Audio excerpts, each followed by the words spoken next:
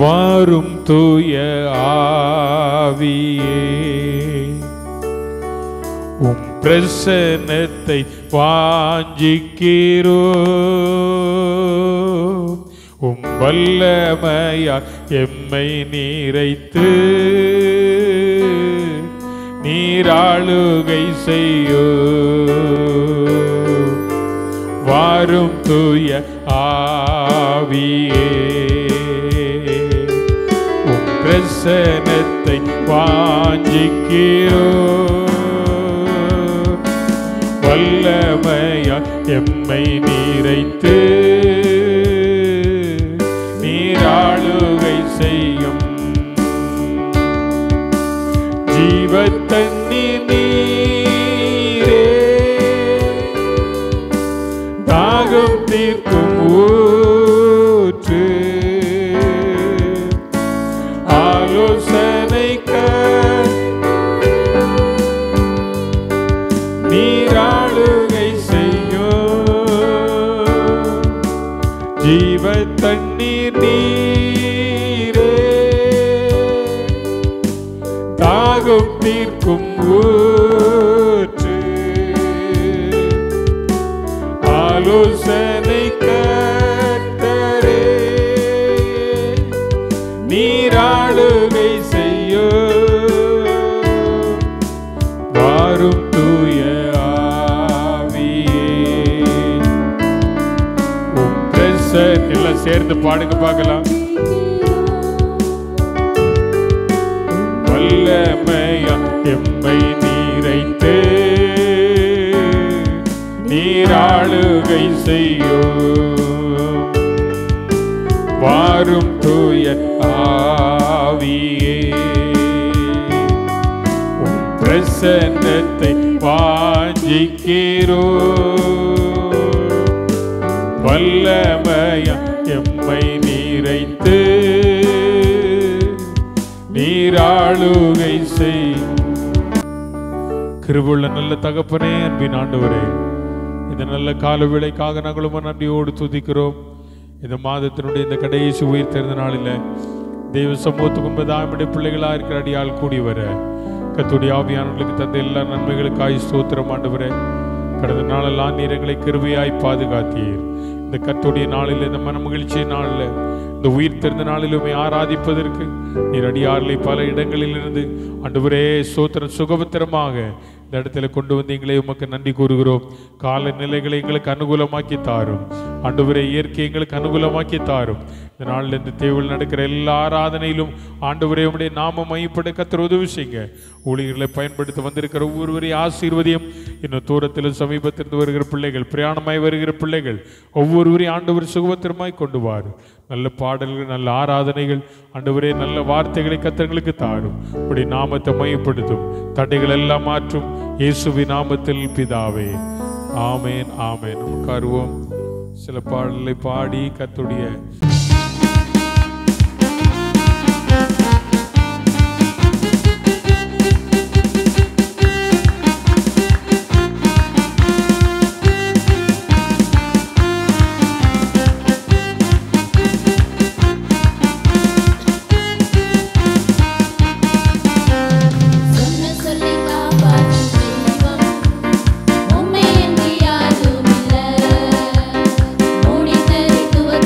பார்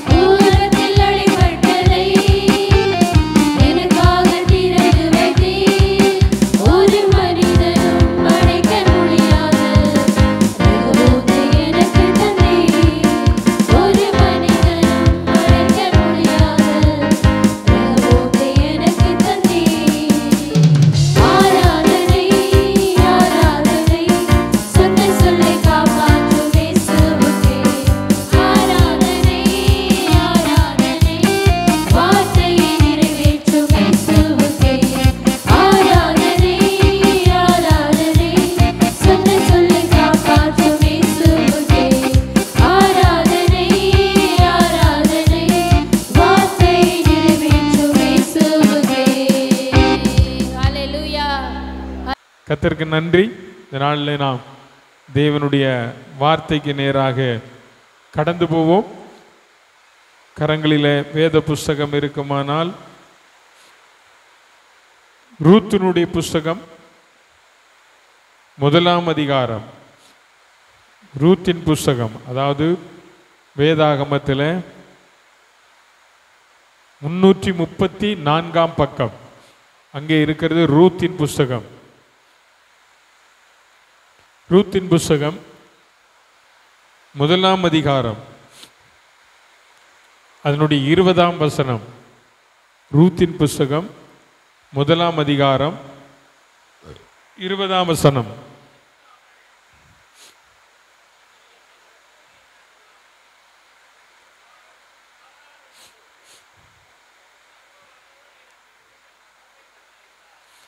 அதற்கு அவள், நீங்கள் என்னை நகோமி என்று சொல்லாமல் மாறாள் என்று சொல்லுங்கள். சர்வ வல்லவர் எனக்கு மிகுந்த கசப்பை கட்டளையிட்டார். அதற்கு அவள், நீங்கள் என்னை நகோமி என்று சொல்லாமல் மாறாள் என்று சொல்லுங்கள். சர்வ வல்லவர் எனக்கு மிகுந்த கசப்பை கட்டளையிட்டார். நான் நிறைவுள்ளவளாய் போனேன். கர்த்தர் என்னை வெறுமையாய் திரும்ப வர பண்ணினார்.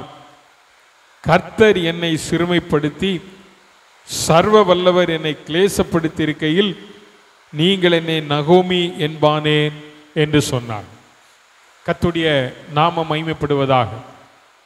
இந்த வேதாகமத்தில் ஒரு அருமையான ஒரு புத்தகம் இந்த ரூத்தினுடைய புஸ்தகம்.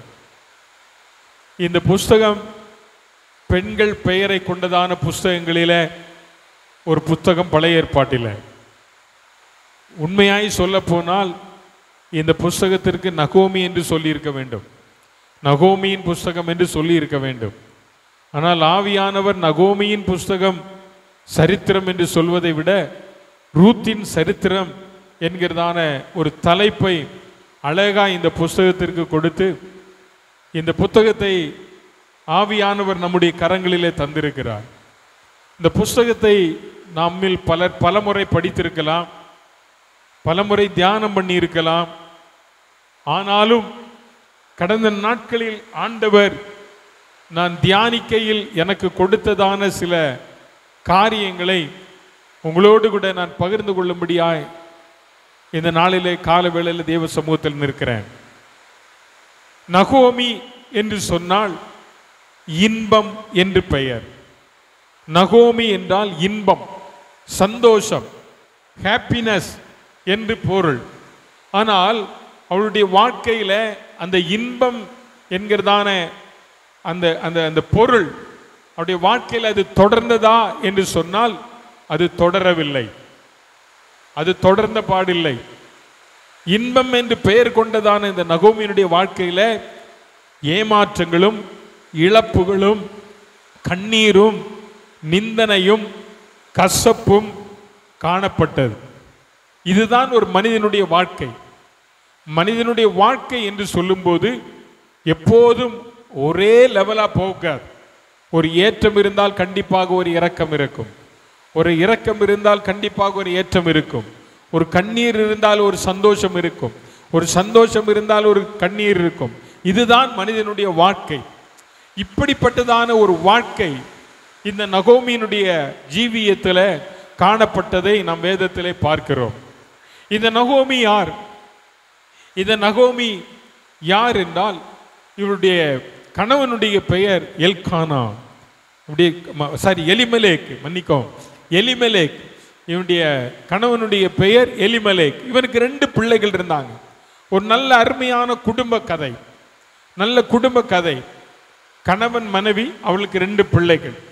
இவங்க வாழ்ந்ததான ஒரு பகுதி பெத்லெகேம் என்கிறதான ஒரு இடம். பெத்லெகேம் என்கிறதான ஒரு இடம். இந்த பெத்லெகேம் என்பது நம்முடைய ஆசியா கண்டத்தினுடைய மைய பகுதியாகிய இன்றைக்கு இருக்கிற இஸ்ரவேல் தேசத்தினுடைய பகுதி. ஸோ இது உலகம் முழுவதிலும் இருக்கிறதான மக்களுடைய கண்ணோட்டம் நிறைந்ததான ஒரு பகுதி என்று சொல்லலாம். ஏனென்றால் இங்கேதான் இயேசு கிறிஸ்து பிறந்தார். இங்கேதான் இயேசு கிறிஸ்து என்ன செய்தார்? பிறந்தார். ஆகவே அப்படிப்பட்டதான ஒரு பகுதி இந்த பெத்லகேம். இந்த பெத்லகேம் என்று சொன்னால் என்ன அர்த்தம் என்றால் அப்பத்தின் வீடு என்ற அர்த்தம். என்ன அர்த்தம்? சத்தமா சொல்லுங்க. ஆமா, பெத்லகேம் என்றால் அப்பத்தின் வீடு, பெத்தேல் என்றால் தேவனுடைய வீடு. ரெண்டும் குழப்பிடக்கூடாது, ரெண்டு பேரும். பெத்லகேம் என்றால் அப்பத்தினுடைய வீடு. இந்த பெத்லகேம் என்கிறதான இந்த ஊரில தான் இந்த நகோமியும் அவருடைய குடும்பமும் வாழ்ந்து கொண்டு இருந்தது என்பது நமக்கு வேதம் சொல்லுகிறதான முதல் 2 வசனங்களிலே நம்ம அதை வாசிக்கும் போது நமக்கு அதை நன்றாக தெரிந்து கொள்ள முடியும். ஸோ அப்பத்தின் வீட்டில் ஒரு குறை இல்லை. நல்ல அப்பம் கிடைக்கிறது, நல்ல சாப்பிட்டு திருப்தியா இருக்கிறாங்க, குடும்பம் நல்ல சந்தோஷமா இருக்கிறது. திடீரென்று சொல்லி அந்த பெத்லகேமில் அப்பத்தின் வீட்டில் என்ன நடக்கிறது என்று சொன்னால் ஒரு பெரிய பஞ்சம் வருகிறது. ஒரு பஞ்சம் வந்த உடனே இந்த குடும்பத்தார் என்ன செய்தார்கள் என்று சொன்னால், இவர்கள் இருந்ததான இந்த தேசத்தை விட்டு இன்னொரு தேசத்திற்கு குடி போனார்கள். இவர்கள் தேசம் விட்டு தேசம் போனது தவறல்ல, தேசம் விட்டு தேசம் போனது தவறல்ல. பிழைப்பிற்காக இன்னைக்கு எங்க வேண்டுமானாலும் போகலாம். நம்ம இந்தியாவில் பிறந்து இருக்கிறோம். இந்தியாவில் பிறந்ததான நம்ம காஷ்மீர்லேருந்து கன்னியாகுமரி வரை எங்கே வேணாலும் போய் என்ன செய்யலாம்? பிழைக்கலாம். அது இந்தியர்களுக்குரியதான உரிமையை இந்த அரசாங்கம் நமக்கு தந்திருக்கிறது. ஸோ இப்படிப்பட்ட சூழ்நிலைமையில் இந்த எலிமெலேக்கின் குடும்பம் அல்லது நகோமியின் குடும்பம் அப்படி சொல்லலாம். இந்த நகோமியின் குடும்பம் இந்த பெத்லகேமிலே சந்தோஷமாய் வாழ்ந்து கொண்டிருக்கிறார்கள். திடீரென்று சொல்லி அங்கே என்ன வந்தது? பஞ்சம் வந்தபோது இவர்கள் என்ன செய்தார்கள் என்று சொன்னால், பிழைப்பிற்காக இன்னொரு தேசத்தை நோக்கி போனார்கள். அந்த தேசம் மோவாப் தேசம் என்று 1ஆம் அதிகாரத்தினுடைய கடைசி பகுதி சொல்லுகிறது. 2 குமாரரோடு கூட, என்ன, ஒரு மனுஷன் தன் மனைவியோடும் 2 குமாரரோடு கூட மோவாப் தேசத்தில் போய் என்ன செய்தான்? சஞ்சரித்தான் என்று சொல்லப்பட்டிருக்கு. நல்ல கவனிங்க. இந்த அப்பத்தின் வீட்டில் பஞ்சம், அந்த பஞ்சத்தின் மத்தியில இவங்க இந்த ஊர்ல குடியிருக்காம மோவாப் தேசத்திற்கு போனதாக வேதம் சொல்லுகிறது. ஏன்? அந்த ஊர்ல வேற ஜனங்களே இல்லையா? நிறைய மக்கள் குடியிருந்தாங்க. ஆனா அவங்க யாரை பற்றியும் சொல்லல. ஆனா இந்த நகோமியினுடைய குடும்பத்தை பற்றி மட்டும் வேதத்துல நமக்கு தெளிவாய் ஆவியானவர் சொல்லி வைத்திருக்கிறார். சோ இவர்கள் புறப்பட்டு போனார்கள். 4 பேர் புறப்பட்டு போனார்கள். புறப்பட்டு போன இடத்துல என்ன நடக்கிறது என்று சொன்னால், அங்கே போய் இந்த நகோமியினுடைய பிள்ளைகள் 2 திருமணம் செய்கிறார்கள். ஒரு மருமகளுடைய பெயர் ஓர்பாள், இன்னொரு மருமகளுடைய பெயர் என்ன பேரு? ரூத். சோ இப்ப 4 பேரா போனவங்க இப்ப எத்தனை பேரா மாறிட்டாங்க? 3 பேரா? 6 பேரா மாறிட்டாங்க. கணக்குல பயங்கரமான ஆட்களா இருக்கு. ஏன்னா நகோமி, எலிமெலேக், அப்புறம் 2 பிள்ளைங்க, 2 மருமக்கு. அப்ப எத்தனை பேராச்சு? 6 பேர். இப்ப 6 பேர் எங்க குடியிருக்கிறாங்க தெரியுமா? மோவாப் தேசத்துல குடியிருக்கிறாங்க. இப்ப நகோமியினுடைய வாழ்க்கையை பார்த்தீங்கன்னா அவ சொல்றா, நீங்க என்ன நகோமி என்று சொல்லாதீர்கள், நீங்கள் என்ன என்னன்னு சொல்லுங்க? மாறா. நான் சொன்ன ஆரம்பத்தில் இந்த நகோமி என்று சொன்னால் இன்பம் என்று அர்த்தம். அவருடைய வாழ்க்கை, அவள் பெத்லகேமில் இருக்கும் போது அவள் இன்பமாகத்தான் இருந்தாள். காரணம், அவளுக்கு ஒரு கணவன் இருந்தார், 2 பிள்ளைகளோடு கூட அவன் இன்பமாய் இருந்தாள். ஆனால் போனது எங்க தெரியுமா? மோவாப் தேசத்திற்காக போனார். இந்த மோவாப் யார்? இந்த மோவாப் நீங்கள் ஆதியாகமத்தின் புஸ்தகம் 19வது அதிகாரம் 37ஆம் வசனத்தை நீங்கள் வேதத்திலே வாசித்து பார்ப்பீர்கள் என்றால், ஆதியாகமம் 19ஆம் அதிகாரம் 37ஆம் வசனத்தை, மூத்தவள் ஒரு குமாரனை பெற்று அவளுக்கு மோவாப் என்று பெயரிட்டாள். அவன் இந்நாள் வரைக்கும் இருக்கிற மோவாபியருக்கு யாராக இருக்கிறான்? தகப்பனாயிருக்கிறான். மூத்தவள் என்று சொல்லப்பட்டிருக்கு. யார்? லோத்தினுடைய மகள். லோத்திற்கும் அவளுடைய மூத்த மகளுக்கும் தவறாய் பிறக்கப்பட்ட ஒரு மகன் தான் இந்த மோவாப். இந்த மோவாப் இவன் தான் இந்த ஜெனரேஷனுக்கு தகப்பன். சோ இந்த சந்ததி வாழுகிறதான ஒரு தேசம் மோவாபியர்கள் தேசம். மோவாபியர்கள் குடியிருக்கிற தேசம் மோவாபியர்களின் தேசம். இந்த தேசத்துல இவன் போய் குடியிருக்கிறான். நல்லா கவனிச்சு பாருங்க. இந்த யார் இந்த மோவாபியர்கள் என்றால் லோத்தினுடைய மூத்த மகளின் மகன். அப்படின்னா லோத்துக்கு பேரன் அப்படி வச்சுக்கோ. சோ இவன் தான் இவனுடைய இந்த மோவாபியருடைய தகப்பன். இந்த தேசத்திலே போய் இவர்கள் குடியிருக்கிறார்கள். இந்த தேசத்திலே இவர்கள் குடியிருக்கும் போது இந்த நகோமியினுடைய வாழ்க்கையில பல சம்பவங்கள் நடப்பதை நாம் பார்க்கிறோம். முதலாவது வாழ்க்கையில் நடந்தது ஒரு சந்தோஷகரமான செய்தி. என்ன சந்தோஷம் என்றால் தன் பிள்ளைகள் இருவருக்கும் என்ன செய்தாள்? திருமணத்தை செய்தாள். மோவாபிய பெண்களை திருமணம் செய்தாள். இவள் யார்? ஒரு யூத பெண். இவள் ஆண்டவருடைய பிள்ளை. பெத்லேகமிலே வாழ்கிறவள். பெத்லேகமிலே வாழ்ந்து கொண்டு இருக்கிறவர்கள். அப்பத்தின் வீட்டிலே இருக்கிறவள். இவன் மோவாப் தேசத்துக்கு போனா. இந்த மோவாப் தேசம் சபிக்கப்பட்ட ஒரு தேசம், சாபத்துக்கு ஈடான ஒரு தேசம். இந்த தேசம் நீங்க வேதாகமத்தில் உபாகமத்தின் புத்தகம் 23ஆம் அதிகாரம் 3ஆம் வசனத்தை வாசித்து பார்த்தீர்கள் என்றால் இந்த மோவாபியர்கள் 10 தலைமுறைக்கு சபைக்கு உள்ளே இவங்க என்ன செய்யக்கூடாது? வரக்கூடாது. 10 தலைமுறைக்கு வெளியே தான் நிக்கணும். ஒரு தலைமுறை என்பது 30 வருஷம் சொல்றாங்க. ஆனா 10 தலைமுறை என்பது 300 வருஷம். ஒரு பெரிய கேப். இவ்வளவு வருஷங்கள் சபைக்கு வரக்கூடாதுன்னு வேதம் சொல்லுது. சபைக்குள்ளே வரக்கூடாது. இவன் சபைக்குள்ளே வரக்கூடாது. இது ஒரு சபிக்கப்பட்ட தேசம். பெத்லேகம் என்பது அப்பத்தின் வீடு, மோவாப் என்பது சபிக்கப்பட்ட தேசம். இப்ப அப்பத்தின் வீட்டில் பஞ்சம் ஏற்பட்ட போது தன் பிழைப்பிற்காக மோவாபிற்கு போனதான நகோமியினுடைய வாழ்க்கை எப்படிப்பட்டதாய் மாற்றப்பட்டது என்று சொன்னால், இப்பதான் அவன் சொல்றா, என் வாழ்க்கை மாறாவாய் மாறிவிட்டது. என் வாழ்க்கை எப்படி மாறிவிட்டது? மாறாவாய் மாறிவிட்டது. இப்ப இன்பம் இல்லை, என் வாழ்க்கையில இன்பம் இல்லை. நான் நகோமி இல்லை. நான் எல்லாம் இழந்துட்டேன். என் கணவனை இழந்துட்டேன். என் பிள்ளைகள் 2 பேரை இழந்துட்டேன். நாங்க 3 பெண்கள் மாத்திரம் நாங்கள் இருக்கிறோம். நான் ஒரு மாறா. என் வாழ்க்கை கசக்குதுங்க. என் வாழ்க்கை இன்பமா இல்லை என்று சொல்லுகிற ஒரு அனுபவம் இந்த நகோமியினுடைய வாழ்க்கையில வருகிறது. ஏன் இந்த கசப்பு அவருடைய வாழ்க்கையில? ஏன் இந்த வாழ்க்கையில கசப்பு என்று சொன்னால், முதலாவதாக இந்த நகோமி ஒரு கர்த்தருடைய பிள்ளை. கர்த்தருடைய பிள்ளையாய் இருக்கிறவள் தேவனுடைய சபைக்கு உட்படலாகாத ஒரு தேசத்துல, சபிக்கப்பட்ட ஒரு தேசத்துல குடியேறினது தவறு. இரண்டாவது, அந்த ஜனத்தோடு கூட சம்பந்தம் கலந்தது தவறு. இவை எல்லாமே அவருடைய வாழ்க்கையில எதுவாய் மாறிவிட்டது என்றால் கசப்பாக மாறிவிட்டது. ஆமென் சொல்லுங்க. அல்லேலூயா, அல்லேலூயா. நல்லா புரியுதா உங்களுக்கு? ஐயா, பெத்லேகம் என்பது அப்பத்தினுடைய வீடு. இந்த அப்பத்தின் வீட்டில் பஞ்சம் ஏற்பட்டது. பரவாயில்ல, தேவன் என்னை நடத்துவார் என்று சொல்லி அந்த தேசத்தில் குடியிருக்காம இவள் போனது தேவனால் சபிக்கப்பட்ட ஒரு தேசம். தேவ ஜனங்கள், இந்த ஜனங்கள் சபைக்கு உட்படலாகாது, அப்படிப்பட்டதான ஒரு தேசம்.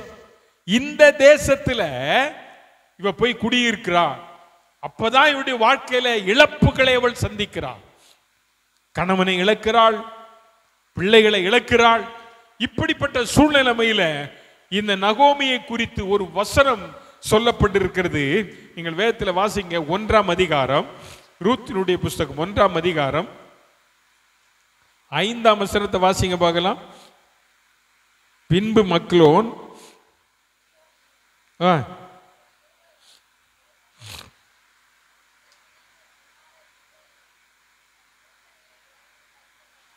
அந்த ஸ்திரீ, எந்த ஸ்திரீ? சத்தமா சொல்லுங்க. நகோமி என்கிற ஸ்திரீ தன் பிள்ளைகள் இருவரையும் இழந்து, தன் கணவனையும் இழந்து, அதுல ஒரு வார்த்தை சொல்லப்பட்டிருக்கிறது. எப்படி ஆனாள்?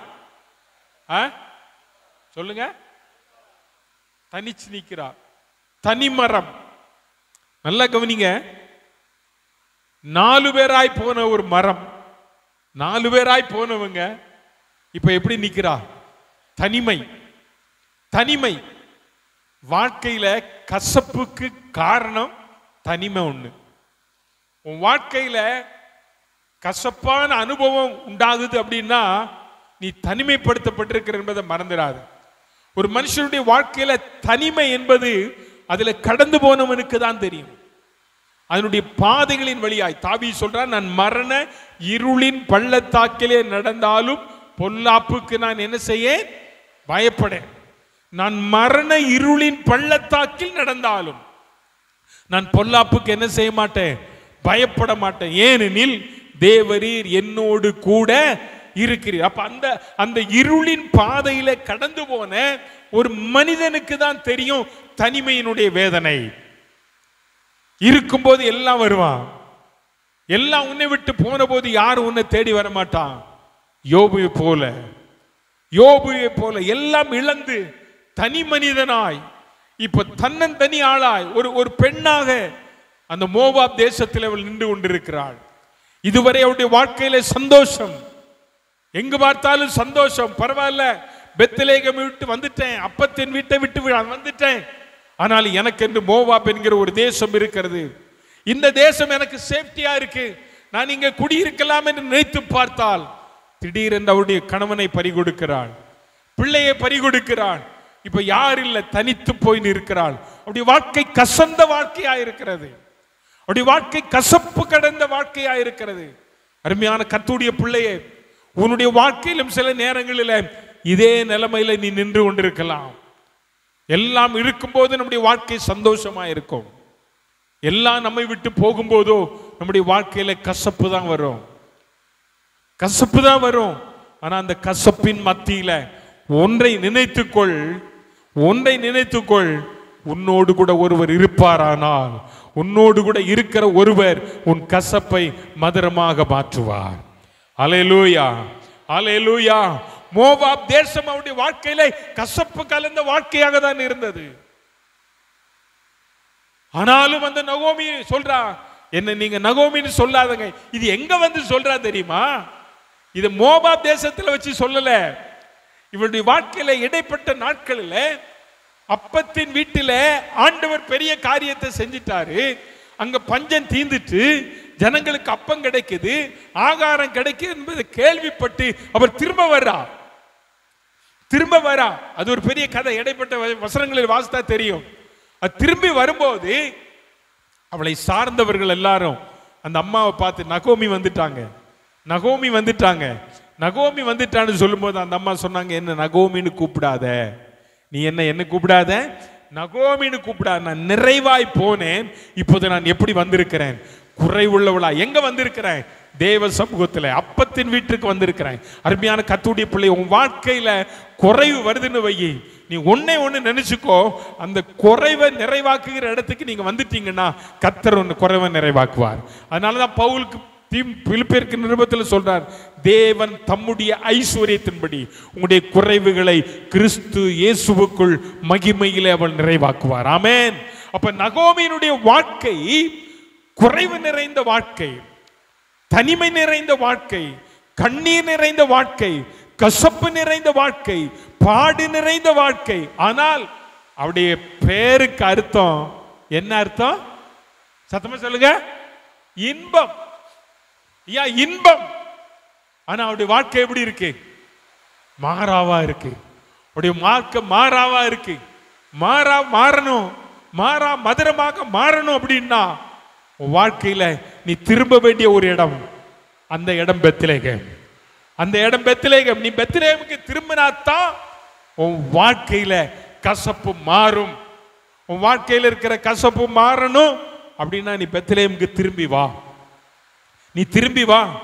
உன் வாழ்க்கையை மாற்றுகிற ஒருவனோடு கூட இருக்கிறார். உன் வாழ்க்கையின் கசந்து கடந்த கால கசப்பு நிறைந்த வாழ்க்கையை மாற்றுகிற ஒருவர், என் ஆண்டவர் இயேசு நோடு கூட இருக்கிறார். வேதத்தில் ஒரு பகுதியை நாம் வாசிக்கிறோம். யாத்ராகமத்தின் புத்தகம் 15வது அதிகாரத்தில் இஸ்ரவேல் ஜனங்கள் வனாந்தர மார்க்கமாய் நடந்து போகும்போது சீன்வனாந்தரத்தில் அவர்கள் கடந்து போகிறார்கள். அப்போது அவங்களுக்கு குடிக்க தண்ணீர் இல்லை. குடிக்க தண்ணீர் இல்லாத போது மாரா என்கிறதான ஒரு இடத்திற்கு வந்தாங்க. அந்த இடத்துல தண்ணீரை பார்த்தா அந்த தண்ணி எப்படிதான் இருக்கு? கசப்பா இருக்கு. 23வது வசனத்தை வாசித்து பார்த்தீங்கன்னா தெரியும், கசப்பா இருக்கு. அந்த இடத்துல இருந்ததான தண்ணி எப்படி இருக்கா? கசப்பா இருந்தது. அதை குடிக்க ஒருவராலும் கூடாமல் போயிட்டு, அதனால அந்த இடத்திற்கு என்னவென்று பெயர் விட்டார்களாம்? மாரா அப்படின்னு சொன்னா அந்த மாரா ஒண்ணுக்கு யூஸ் ஆகாத இடம். அந்த இடம் எப்படி சொல்லப்பட்டிருக்கு? அதை குடிக்க அவர்களுக்கு கூடாது இருந்தது. அதனால் அவ்விடத்திற்கு மாரா என்று என்ன செய்தார்கள்? பெயரிட்டார்கள். ஆனாலும் அந்த மாராவை மதுரமாக்கும்படி ஆண்டவராகிய கர்த்தர், தேவனாகிய கர்த்தர் அங்கே ஒரு அற்புதத்தை கர்த்தர் செய்தார். ஆமென் சொல்லுங்க. அல்லேலூயா, அல்லேலூயா. மோசே சொல்ற, ஆண்டவரே இந்த ஜனங்கள் குடிக்க தண்ணி கேட்கிறாங்க, என்ன செய்ய? அடுத்த வசனம் போடுமா? அடுத்த வசனம் என்ன சொல்லுது? அப்பொழுது ஜனங்கள் மோசேக்கு விரோதமாய் முறுமுறுத்து என்னத்தை குடிப்போம் என்றார்கள். மோசே கர்த்தரை நோக்கி கூப்பிட்டான். அப்பொழுது கர்த்தர் மோசேக்கு ஒரு மரத்தை காண்பித்தார். ஆமென். அதை அவன் தண்ணீரில் போட்டவுடன் அது மதுரமான தண்ணீரமாயிற்று. ஆமென், அல்லேலூயா. நல்லா கவனிச்சு பாருங்க. ஒரு மரத்தை அந்த தண்ணீர்ல போட்ட உடனே அது என்னவா மாறிட்டான்? மதுரமாய் மாறிற்று. உங்க வாழ்க்கையில, கசப்பு நிறைந்த வாழ்க்கையில ஒரு மரம், சிலுவையில் தொங்கின இயேசுவானவர் அந்த மாறாவுக்குள் வருவாரானால் உன் வாழ்க்கையே இனிப்பா மாறிடும். அல்லேலூயா, அல்லேலூயா. இப்ப நகோமி தனிமைப்படுத்தப்பட்ட வாழ்க்கை, நகோமியினுடைய வாழ்க்கை தனிமை. அந்த தனிமையில நின்றுட்டு அந்த அம்மா சொல்றாங்க, ஓ கர்த்தர் எங்க தம்முடைய ஜனத்தினுடைய தேவைகள் எல்லாம் சந்திச்சிட்டாரு, அதனால அவங்களுக்கு ஆகாரம் கொடுத்துட்டார், அதனால நம்ம எல்லாரும் என்ன செய்வோம், நம்ம போகலாம் அப்படின்னு சொல்லி அந்த அம்மா பிளான் பண்றாங்க. எங்க திரும்புறாங்க? பெத்லகேமுக்கு திரும்புறாங்க. மருமக்களை கூப்பிட்டு சொல்றாங்க, வாங்க போகலாம். ஆனா அந்த மருமக்கள் 2 பேருமே கூட வர்றதுக்கு ரெடி தான். ஆனா இந்த அம்மா என்ன சொல்றாங்க தெரியுமா? என் கூட நீங்க வராதங்க, என் கூட நீங்க என்ன செய்ய வேண்டாம், வர வேண்டாம். அதுதான் 7ஆம் வசனத்திலிருந்து கீழே வர நீங்க படிச்சு பார்த்தீங்கன்னா தெரியும். நீங்க வராதங்க, ஏன்னா நீங்க வந்தீங்கன்னா அங்க ஒண்ணுமே இல்லை, உங்களுக்கு சின்ன வயசு, திருமணமான வயசு, ஒன்றும் பண்ணல, உன் வாழ்க்கை கசப்பா இருக்கு, என் வாழ்க்கை கசப்பா இருக்கு, உங்களுக்கு ஒரு வாழ்க்கையை தெரிந்து கொள்ளும்படி நீங்க உங்களுடைய தேசத்திற்கு போங்க அப்படின்னு சொன்னாங்க. 2 பேரும் பயங்கரமா போராடுறாங்க மருமக்கள். கடைசியாக ஒரு மகள் போயிட்டா, இன்னொரு மருமகளோடு கூட, இந்த ரூத் என்கிற மருமகளோடு கூட அவள் பெத்லகேமை நோக்கி வருகிறாள். இந்த ரூத் யார்? ஒரு மோவாபிய ஸ்திரீ. ஒரு மோவாபிய ஸ்திரீ, சபைக்குட்படலாகாத ஒரு கூட்டத்தை சார்ந்த ஒரு சகோதரி. சபிக்கப்பட்ட தேசத்திலிருந்து அவள் வந்தது பெத்லகேம் என்கிறதான ஒரு இடத்திற்கு, அப்பத்தின் வீட்டிற்கு. தன் மாமியாரோடு கூட கடந்து வந்தபோது இந்த நகோமியினுடைய வாழ்க்கையும் இன்பமாய் மாறினது, ரூத்தினுடைய வாழ்க்கையும் இன்பமாய் மாறினது. அல்லேலூயா, அல்லேலூயா. கர்த்தருடைய பிள்ளையே, நீ எந்த தேசத்துல எங்க இருந்தாலும் சரி, உன் வாழ்க்கையை மதுரமாய் மாற்றுகிறவர் உன்னோடு கூட இருப்பாரானால் யாரும் ஒன்றும் செய்ய முடியாது. அல்லேலூயா, அல்லேலூயா. ஒன்று, ஒரு கர்த்தருடைய பிள்ளை செய்ய வேண்டியது என்ன என்பதை உங்களுக்கு நான் சொல்றேன் பாருங்க. இந்த மோவாபியர்கள் தேவனுடைய சபைக்கு உட்படலாகாதவர்கள் என்பது வேதம் நமக்கு சொல்லுகிறது. இஸ்ரவேல் ஜனங்கள் எப்தாவின் நாட்களில் அம்மோன் புத்திரரை முற்றுகையிடுகிறதான ஒரு சம்பவத்தை நாம் நியாயாதிபதிகளின் புஸ்தகத்தில் நாம் படிக்கிறோம். இந்த நியாயாதிபதிகளின் புஸ்தகத்தில் நீங்க படிச்சு பார்த்தீங்கன்னா 11வது அதிகாரத்தில், இந்த 11வது அதிகாரத்தை நீங்க படிச்சு பார்க்கும்போது இவர்கள் இந்த மோவாபியர்கள் குடியிருக்கிறதான ஒரு பகுதியை கடந்துதான் போக வேண்டும், ஒரு பகுதியை கடந்துதான் போக வேண்டும். ஆனால் எப்தா என்கிற மனிதன் செய்த ஒரு காரியத்தை நீங்க 18ஆம் வசனத்தில் வாசிங்க. நியாயாதிபதிகளின் புஸ்தகம் 11வது அதிகாரம்.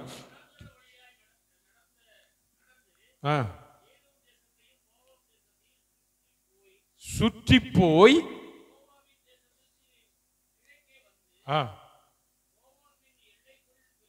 மோவாபின் எல்லைக்குள் பிரவேசியாமல் பாளையம் இறங்கினார்கள். பாருங்க, அவங்க மோவாபின் எல்லைக்குள் என்ன செய்யல? யாரு? இஸ்ரவேல் ஜனம் என்ன செய்யல? போகல. வனாந்திர வழியாய் போகிறவர்கள் அப்படிதான் போகணும், பாதை இல்லை. ஆனாலும் அவனுக்கு தெரியும், நம்ம இந்த பாதை வழியா எங்க போக கூடாது, இந்த தேசத்திற்குள்ள என்ன செய்யக்கூடாது? சத்தமா சொல்லுங்க, போகக்கூடாது. ஆமே, என்ன செய்யக்கூடாது? போனானா? போனாங்களா? அவங்க போகல, போகல.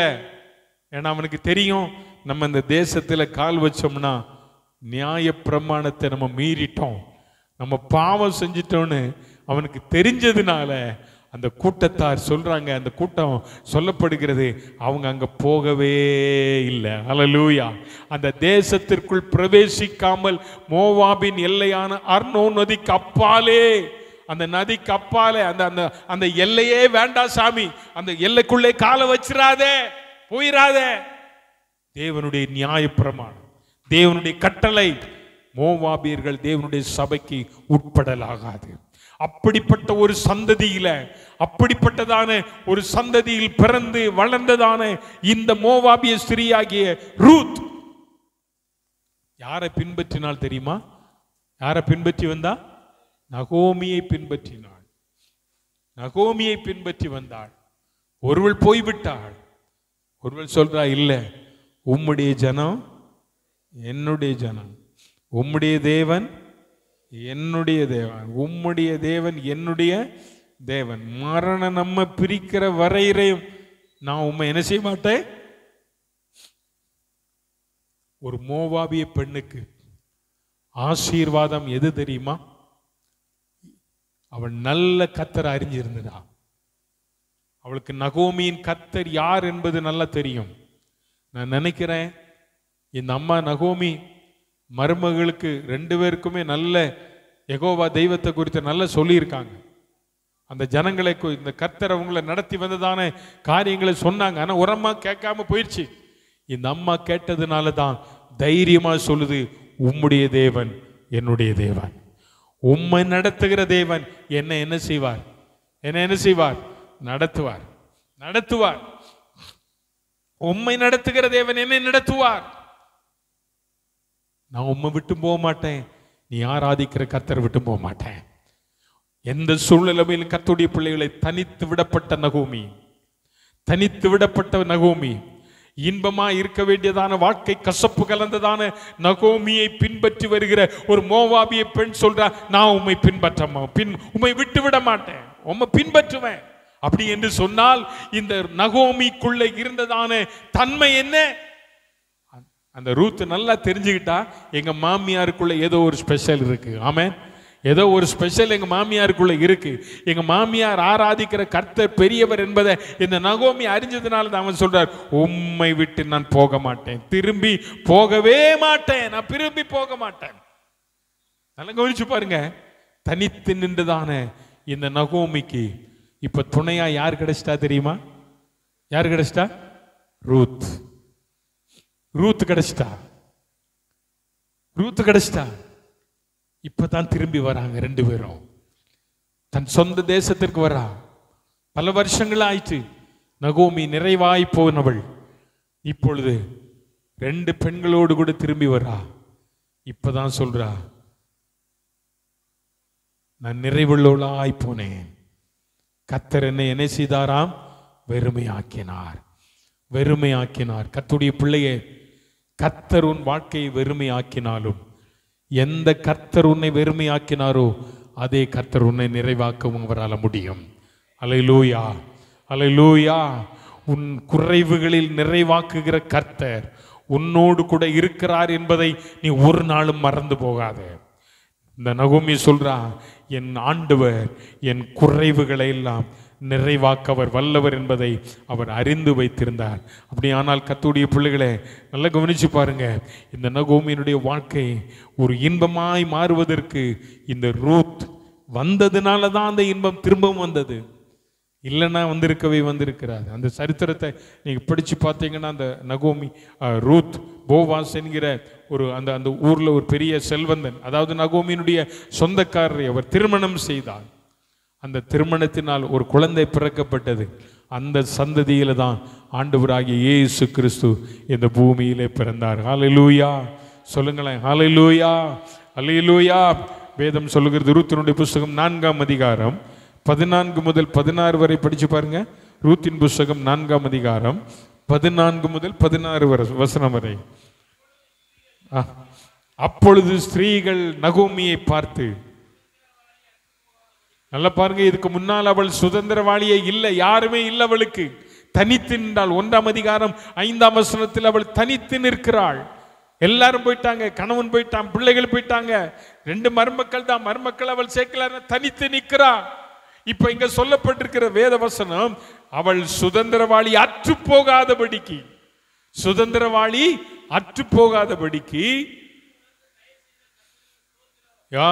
இன்று உனக்கு தயவு செய்த கர்த்தருக்கு ஸ்தோத்திரம். அல்லேலூயா சொல்லுங்க. அவன் பெயர் இஸ்ரவேலிலே பிரபலமாக பகடவது. அடுத்த வசனம் வாசிங்கம்மா. அவன் உன் ஆத்துமாவுக்கு செய்கிறவனும் கடவன், உன்னை சிநேகித்து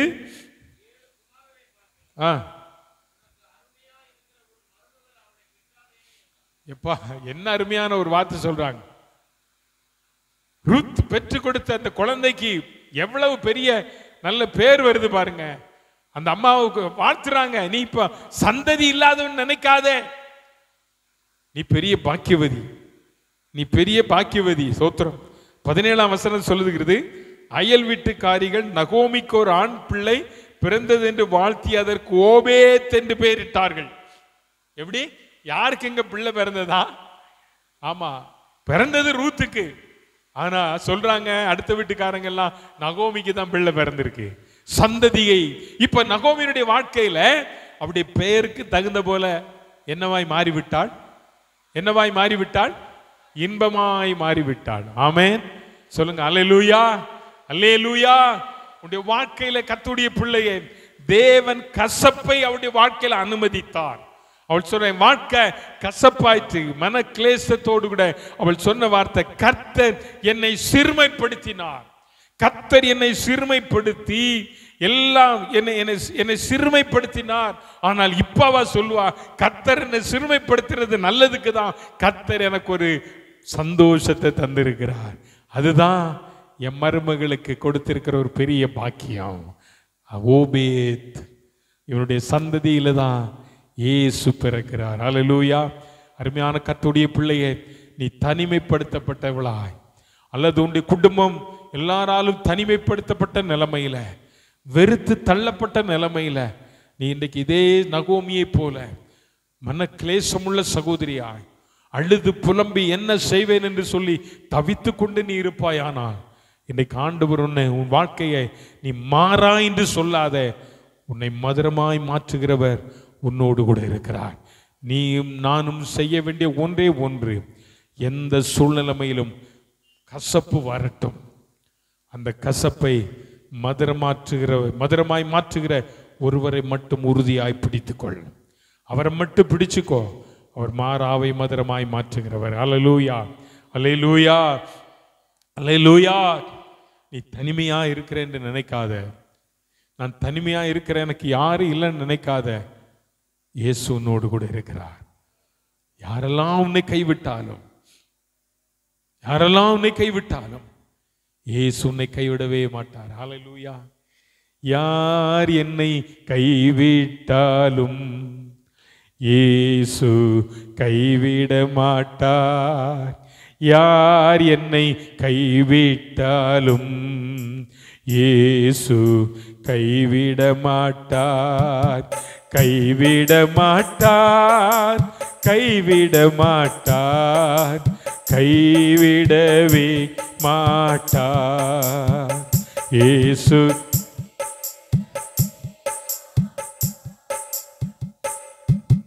யார் என்னை கைவிட்டாலும் இயேசு கைவிட மாட்டார். யார் என்னை கைவிட்டாலும் இயேசு கைவிட மாட்டார்.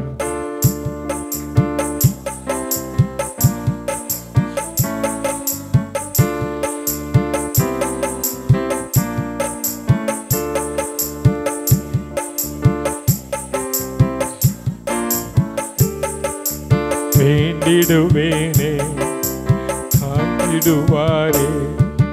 யார் என்னை கைவிட்டாலும் இயேசு கைவிட மாட்டார். யார் என்னை கைவிட்டாலும் இயேசு கைவிட மாட்டார். பெற்ற தாயே தள்ளிவிட்டாலும் பெற்ற தாயே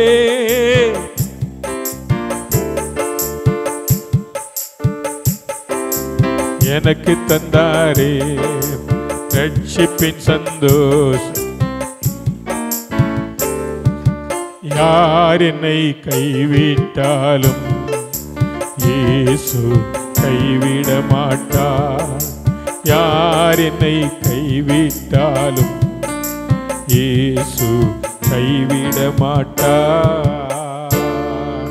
அருமையான கர்த்தருடைய பிள்ளைகள், உன்னுடைய வாழ்க்கையில நீ நம்பினவர்கள் உன்னை கைவிடலாம், உன்னை கரம் பிடித்தவர்கள் உன்னை கைவிடலாம், உன் பெற்றோர் உன்னை கைவிடலாம். எல்லாரும் கைவிட்ட போது உன்னுடைய வாழ்க்கை கசப்பு நிறைந்த வாழ்க்கையா இருக்கலாம். ஆனால் ஒன்றை மட்டும் இந்த காலையிலே சொல்லுகிறேன், நகோமியின் வாழ்க்கையை இன்பமாய் மாற்றினவர் உன் வாழ்க்கையை இன்பமாய் அவர் மாற்றுவார். ஹல்லேலூயா. உன் வாழ்க்கை அவர் இன்பமாய் மாற்றவர் வல்லவராயிருக்கிறார். எதை கண்டு சோர்ந்து போகாத, எதை கண்டு கலங்காத, எதை கண்டு துவண்டு விடாத, எனக்கு யார் இல்லைன்னு நினைக்காத, எனக்கு யாரும் உதவி செய்ய இல்லைன்னு நினைக்காத. அப்படிதான் அந்த நகோமி அந்த மோவாப் தேசத்தில் தனித்து போய் நிற்கிறாள். யாரும் இல்லை, யாரும் இல்லை, யாருண்டு எனக்கு, யாரும் இல்லை, தனித்து நிற்கிறான். அந்த நேரத்தில் தான் கேள்விப்படுறான் தேவனுடைய கிரியைகள் பெத்லகேமில் என்ன நடக்கிறது என்பதை கேள்விப்பட்ட போது அவள் சற்று திரும்பினாள் பெத்லகேமுக்கு. நீ இந்த நாளில் மோவாபில ஒருவேளை நீ இருப்பாய், ஆனால் இன்னைக்கு சற்று உன் வாழ்க்கையை திருப்பிப்பார். ஆண்டவரே, நான் மோவாப் தேசத்தில் வாழ்ந்த வாழ்க்கை போதும், அங்க நான் எல்லாம் இழந்தது போதும், நான் போறேன் பெத்லகேமுக்கு போறேன். ஆண்டவரே, நான் பெத்லகேமுக்கு போறேன். என் வாழ்க்கையை நீர் மதுரமாய் மாற்றுகிறவர், இன்பமாய் மாற்றுகிறவர். நீர் குடியிருக்கிற அந்த தேசம், அந்த பெத்லகேம், நான் போறேன், அங்க போறேன். என்னை நடத்துங்க ஆண்டவரே, என் குடும்பத்தை நடத்துங்க. ஆண்டவர் ஒரு நாள் உங்களை கைவிட மாட்டார். ஆண்டவர் ஒரு நாள் உன்னை கைவிட மாட்டார். ஆதியாகமத்தின் புஸ்தகம் 32ஆம் அதிகாரம், ஆதியாகமத்தின் புஸ்தகம் 32ஆம் அதிகாரம் அவருடைய 24ஆம் வசனத்தை வாசிங்க பார்க்கலாம். யாராவது ஒருவர் 32. யாக்கோபு பின்பு தனித்திருந்தான். அப்பொழுது ஒரு புருஷன்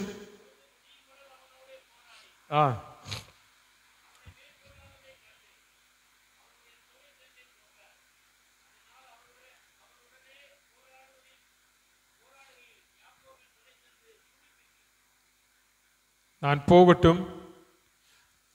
அடுத்த வசனம் வாசிங்க.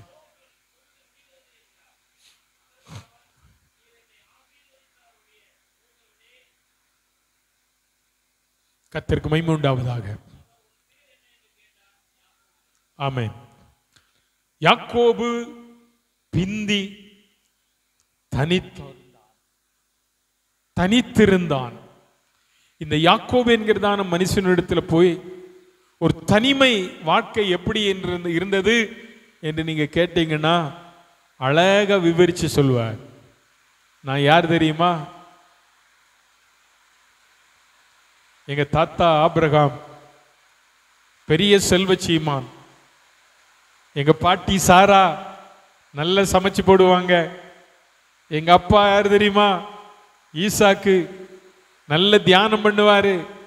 எங்க அம்மா ரெபேக்கா யார் தெரியுமா? நல்ல சமைச்சு போடுவாங்க, அவங்களும் சமைச்சு போடுவாங்க. அப்படிப்பட்டவங்க வயிற்றுல பிறந்த நான் யாக்கோபு. ஆனா இப்ப நான் யாரா இருக்கிறேன்? தனி மனிதனா இருக்கிறேன். தனி மனிதனா இருக்கிற. அப்பா இல்ல, அம்மா இல்ல, தாத்தா இல்ல, பாட்டி இல்ல, ஒருவரும் இல்லை. ஒருவரும் இல்லாதபடி வனாந்திரத்தில் தனித்து நிற்கிற ஒரு அனுபவம் யாக்கோபினுடைய வாழ்க்கையில. 28ஆம் அதிகாரம் 11ஆம் வசனம் முதல் வாசித்து பார்த்தால், சாயங்காலமான போது அந்த வனாந்திரத்திலே ஒரு கல் எடுத்து படுத்துக் கொண்டிருக்கிறான். தேவ தூதர்கள் ஏணியிலே ஏறுகிறதையும் இறங்குகிறதையும் அவன் என்ன செய்தான்? அந்த இடத்துல கண்டான். கர்த்தர் அவனோடு கூட பேச ஆரம்பித்தார். நீ தனிமையா இருக்கும் போதுதான் ஆண்டவர் உன்னோடு கூட பேசுவார். ஆமென், அல்லேலூயா. கொஞ்சம் நல்லா யோசிச்சு பாருங்க. பிரச்சனைன்னு வரும்போது வேற ஒன்னும் யோசிக்காத, எங்கேயாவது தனிமையா ஒரு இடத்துல போய் உட்கார்ந்து கதர் ஆண்டவருடைய சமூகத்துல, பிதாவே உமக்கு சித்தமானால் இந்த பாத்திரம் என்னை விட்டு நீங்கட்டும், ஆயிலும் என் சித்தம் அல்ல உன் சித்தத்தின்படி ஆக கடவுது என்று சொல்லி இயேசு தனித்து போய் ஜெபித்தார் அல்லவா? அந்த ஒரு அனுபவம் ஒவ்வொரு தேவனுடைய பிள்ளைக்குள்ளும் கடந்து வருமானால் அதே மாதிரி இன்பமான வாழ்க்கை வேற ஒண்ணுமே இல்லை. இப்ப யாக்கோபு தனித்து கிடக்கிறான். போகும்போதும் தனிமை, வரும்போது பரிவாரங்கள் எல்லாம் இருக்கிறது. ஆனால் வேதம் சொல்லுகிறது யாக்கோபு தனித்து நின்றான். அவனுக்கு ஒரு தனிமை தேவைப்பட்டது. அவன் தேவனோடு கூட போராட வேண்டும். தன் வாழ்க்கையின் ஒரு மாற்றத்தை தான் கண்டுகொள்ள வேண்டும் என்பதற்காக பொழுது விடியும் மட்டும் அவன் போராடுகிற ஒரு மனிதனாயிருந்தான். போராடினான், வெற்றியை கண்டுபிடித்தான். இப்போது வேதத்தில், நீங்கள் வேதத்தில் வாசித்து பார்த்தீங்கன்னா தெரிகிறது. 30ஆம் வசனத்தில் வாசிக்கிறோம், அப்பொழுது யாக்கோபு நான் தேவனை முகமுமாக கண்டேன், உயிர் தப்பி பிழைத்தேன் என்று சொல்லி அந்த ஸ்தலத்துக்கு என்னென்னு பெயர் வச்சானா? பெனியேல் என்று பெயர் வைத்தான். நான் தேவனை முகமாய் பார்த்தேன். அப்ப தனிமையாய் நீ ஆண்டவரோடு கூட உறவு கொள்ளும் போது யாரை பார்க்கலாம் தெரியுமா? தேவ பிரசன்னத்தை பார்க்கலாம், தேவ சத்தத்தை கேட்கலாம். எதை கேட்கலாம்? தேவனுடைய சத்தம். தேவன் உன்னோடு பேசுவதை நீ கேட்க முடியும் தனிமையாய். இயேசு அதற்காக தான் அதிகாலையில் எழுந்து இருட்டோட வனாந்திரத்திற்கு போனார், மலைகளுக்கு போனார். அவர் தனிமையாய் போய் ஜெபிக்க போறதற்கெல்லாம் காரணம் அவர் பிதாவின் சத்தத்தை கேட்பதற்காக. நம்ம வாழ்க்கையில தேவனோடு கூட தனித்து இருக்கும் போது, நம்ம வாழ்க்கையில தேவனோடு கூட தனித்து நாம் வாழும்போது நாம் தேவ சத்தத்தை கேட்க முடியும். ஆமென், சொல்லுங்க அல்லேலூயா, அல்லேலூயா. இந்த அனுபவத்துக்கு நேரம் ஆண்டவர் நம்மை நடத்த விரும்புகிறார். உன் வாழ்க்கையில கசப்பு மாறணுமா? கசப்பு வருதுக்கும் தனிமை தான். ஆனா அவைகளெல்லாம் மேற்கொள்ள நீ ஆண்டவருடைய சமூகத்தில் தனித்து நின்று பார், போராடிப்பார். கர்த்தர் உன் வாழ்க்கையின் கசப்பை மாற்றுவார். உனக்கு முன்பா இருக்கிறதான வெண்கல கதவுகளை உடைப்பார், இரும்பு தாழ்பால்களை முறிப்பார், அந்தகாரத்தில் இருக்கிற பொக்கிஷங்களையும் ஒளிப்பிடத்தில் இருக்கிற புதையல்களையும் உனக்கு தருவார். உன்னோடு கூட நான் இருந்து செய்கிற அற்புதங்களை, அதிசயங்களை நீ காண்பாய் என்று சொல்லுகிற கர்த்தருடைய வார்த்தையின்படி அது நம்முடைய வாழ்க்கையில நடக்கும். ஆமென், சொல்லுங்க அல்லேலூயா, அல்லேலூயா. ஆகவே கர்த்தர் இந்த நாட்களில் நம்முடைய வாழ்க்கையில தனிமை என்பதை நினைத்து ஒரு நாள் கர்த்தருடைய பிள்ளைகளை கலங்காதுங்க. யாரு இல்லைன்னு நினைக்காத, இயேசு நம்மோடு கூட இருக்கிறார். இயேசு நமக்கு துணையாய் இருக்கிறார். ஆமென். மோவாபிய ஸ்திரீ அந்த ரூத் தேவனை உண்மையாய் பின்பற்றினதுனால நகோமியின் பெயர் சரித்திரம் என்கிற புஸ்தகத்துக்கு பெயர் வர வேண்டியதை மாற்றி ஆவியானவர் ரூத்தின் சரித்திரம் என்று எழுதி வைத்து விட்டார். பார்த்தீங்களா? எவ்வளவு ஒரு சபிக்கப்பட்ட ஒரு தேசத்திலிருந்து வந்ததான ஒரு பிள்ளைக்கு கிடைத்திருக்கிற ஒரு மேன்மை இதுதான். அப்படின்னா இயேசுவின் இரத்தத்தினாலே கழுவப்பட்டிருக்கிற உங்களுக்கும் எனக்கும் ஆண்டவர் எவ்வளவு பெரிய மேன்மையை கர்த்தர் நமக்கு தந்திருக்கிறார். ஆமென், அல்லேலூயா. அந்த மேன்மையை தொடர்ந்து பெற்றுக்கொள்ள கர்த்தர் நமக்கு உதவி செய்யட்டும். நல்ல பிதாவே, அன்பின் ஆண்டவரே, இந்த நல்ல நாளின் கால வேளைக்காக நாங்கள் உம்மை நன்றியோடு துதிக்கிறோம். பயங்கரமான மழை காற்று எங்களுக்கு விரோதமாய் காணப்பட்டாலும் அனுகூலமான வழிகளை திறந்து இந்த ஆராதனையில் கலந்து கொண்டு ஆராதனை நடத்த கர்த்தர் தந்த கிருபைக்காக உமக்கு கோடான கோடி ஸ்தோத்திரம் செலுத்துகிறோம். ஆராதனையில் கலந்து கொண்ட சிறியோர் பெரியோர் ஒவ்வொருவரையும் ஆண்டவரே நீர் ஆசீர்வதியும். ஒவ்வொரு குடும்பத்தாரை நீர் ஆசீர்வதியும். ஒவ்வொரு பிள்ளைகளை நீர் ஆசீர்வதியும். செய்கிற வேலைகள், செய்கிற தொழில்களை கர்த்தாவே நீர் ஆசீர்வதிக்கும்படி நாங்கள் ஜெபிக்கிறோம். ஆண்டவரே, விடுமுறைக்கு பின்பு எங்களுடைய பிள்ளைகள் எல்லாம் நாளை தினத்தில் ஸ்கூலுக்கு கடந்து போகிறாங்க. ஆண்டவருடைய கரமுடைய பிள்ளைகளோடு கூட இருப்பதாகப்பா. நல்லவங்க போகும்போது வரும்போது காலநிலைகள் அனுகூலமாக இருக்கணும். எந்த விதமான வியாதிகள் பிள்ளைகளை தாக்கக்கூடாது. நல்ல ஞானத்தை கொடுத்து நல்ல படிக்க ஆண்டவர் கிருபை தரும்படியாக நாங்கள் ஜெபிக்கிறோம். பேரண்ட்ஸுக்காக ஜெபம் பண்ணுகிறோம். இன்னும் ஸ்கூல் ஃபீஸ் அடைக்க வேண்டிய பேரண்ட்ஸுடைய தேவைகள் சந்திக்கப்பட, பிள்ளைகளுடைய நோட்டு புக்ஸ் வாங்க வேண்டிய தேவைகள் சந்திக்கப்பட, அனுகூலமான காரியங்களை கர்த்தாவே நீர் பிள்ளைகளுக்கு வாக்கி செய்யும்படியாக நாங்கள் ஜெபிக்கிறோம். ஆண்டவரே, இந்த நாளில் எங்கள் மத்தியில் வந்த அருமையான உடைய மகன் முல்லர் சரவணனுக்காக ஜெபம் பண்ணுகிறோம். அவருடைய குடும்பத்தை அவர் செய்கிற ஊழியங்களிலும் ஆண்டவருடைய கிருபை இருக்கட்டும். இப்போது மடியால் கடந்து போகிறோம். காலநிலைகளை அனுகூலமாக்கி நாங்கள் வீடு போய் சேரும் மட்டும் ஆண்டவரே உடைய நன்மையான ஈவுகளை தந்து எங்களை சுபத்திரமாய் கொண்டு சேர்க்கும்படி நாங்கள் ஜெபிக்கிறோம். உடைய இரத்த கோட்டைகள் மூடி மறைத்துக் கொள்ளும். வருகிறதான புதிய மாதங்கள் எங்களுக்கு ஆசீர்வாதமாக இருக்க உதவி செய்யும். இயேசுவின் நாமத்தில் ஜெபிக்கிறோம் ஜீவனுள்ள நல்ல பிதாவே, ஆமென். ஆத்துமாவே கர்த்தரை ஸ்தோத்திரி, என் முள்ளுள்ளமே பரிசுத்த நாமத்தை ஸ்தோத்திரி. என் ஆத்துமாவே கர்த்தரை ஸ்தோத்திரி, அவர் செய்த சகல உபகாரங்களையும் மறவாதே. நம்முடைய கர்த்தராகிய இயேசு கிறிஸ்துவின் கிருபையும் பிதாவாகிய தேவனுடைய அன்பும் பரிசுத்தாவியுடைய நீக்கும் சமாதானமும் காவலும் இன்றும் என்றும் கர்த்தருடைய வருகை மட்டும் இருப்பதாக. அல்லேலூயா, அல்லேலூயா.